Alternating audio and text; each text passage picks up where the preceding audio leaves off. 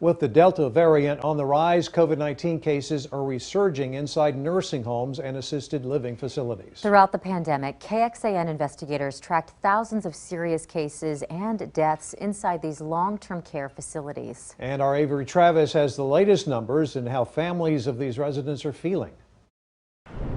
Tammy Parker has been visiting her sister at the Austin State Supported Living Center for decades. Nobody can hug like Jackie can hug.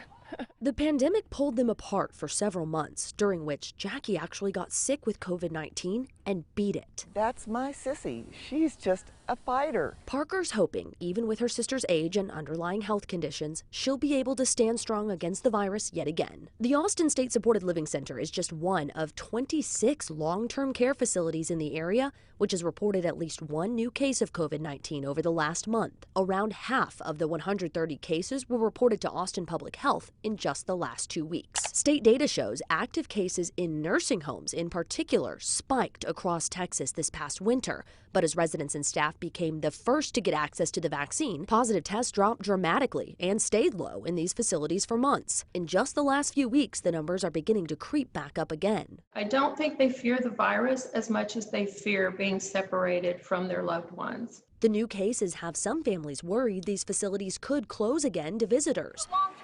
Mary Nichols, whose mother lives in a nursing home outside of Dallas, spent most of last year fighting for legislation to prevent that from happening. She lost the ability to recognize me. She lost the ability to make eye contact.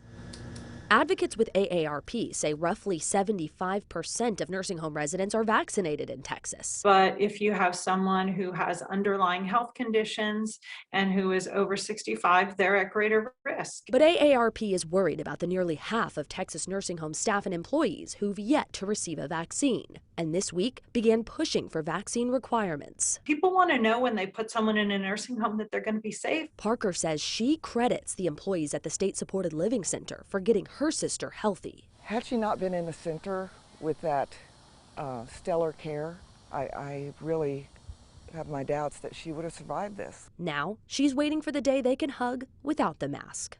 I hope that it happens. Avery Travis. I don't know that it will, but I hope with all my heart that it will. KXAN investigates. And Austin Public Health's medical director said many of the recent cases they've seen inside those facilities were mild or didn't result in hospitalizations due to high vaccination rates among residents. Governor Greg Abbott listed funding for these facilities as a top priority for this special legislative session. He announced federal money from the American Rescue Plan Act should be used to support other operations. And we still continually update the number of COVID cases in all of our Texas nursing homes and assisted living facilities. We've had more than 83,000 infections in nursing homes alone and over 9,000 deaths. You can see our continuing coverage right now under the investigations section at KXAN.com.